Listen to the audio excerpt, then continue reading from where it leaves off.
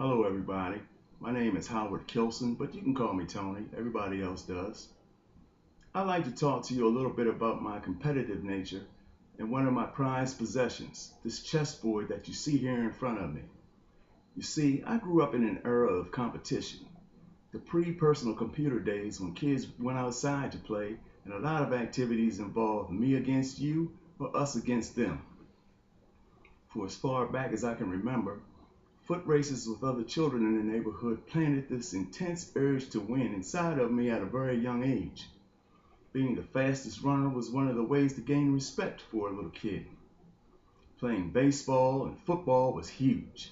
You always wanted to hit a home run or make a touchdown or whatever great play it took for your team to beat your opposition.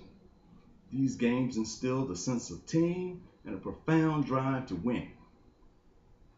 I attended an all-male high school where academic requirements were higher and you had to be accepted to get in.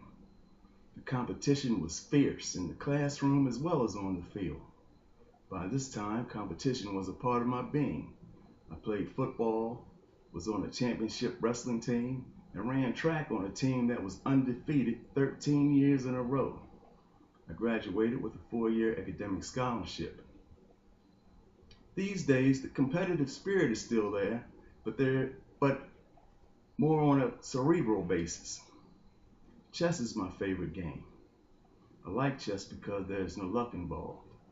It's all skill. And with that, I want to share a story of one of the most difficult games of chess that I ever played. I was stationed in Bosnia at the time, and it was still a combat zone, and there wasn't much to do when we were off duty. I played chess and taught the game to soldiers who wanted to learn. It wasn't very long before I gained a reputation and people sought me out to be taught or to challenge me. There was also a Bosnian civilian who worked on our camp who was teaching soldiers to play. He too had a reputation and folks wanted to see us play each other. We had never met or seen each other, but was constantly hearing about each other's chess skills. It was a matter of months because of our conflicting schedules before we actually played. One day, out of pure coincidence, we were both in the same area at the same time, just hanging around, when one of his students walked up to me and advised me that I couldn't beat his teacher and pointed him out to me. I told him to arrange it and that I was going to the barracks to get my chessboard. When I returned about 15 minutes later, there was a small crowd of about 8 to 10 people, his students and mine, interested in watching this shootout at the OK Corral.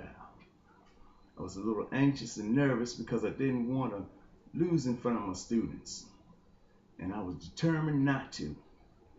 Well, we were introduced to each other, shook hands, and sat down to do battle. I could hear oohs and ahs being murmured amongst the gathering with the moves that we made. My concentration was so sharp, it gave me a headache. In the end game, I had his king trapped in a quadrant of the board, but couldn't kill him.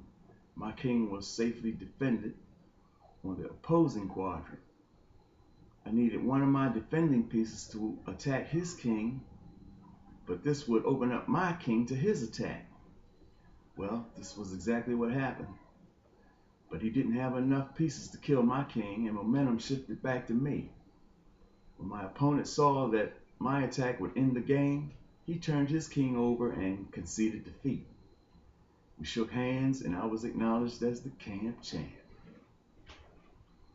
This is the board that we played on. It was handcrafted and custom made in Bosnia. This is not my only board, as I have a few around the house. Some I bought, some are gifts. I even carry one in the trunk of my car so that I'll always have one wherever I go, just in case I run across somebody who wants to play. I think this sense of competitiveness instilled in me at a young age will always be there. When I was a kid, having to stay in the house was a form of punishment. Children came outside to play games of competitiveness. Who could run the fastest, who could throw the farthest, who was the strongest.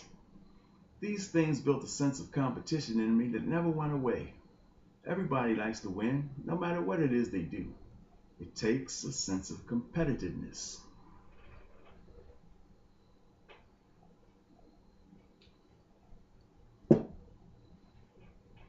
Checkmate.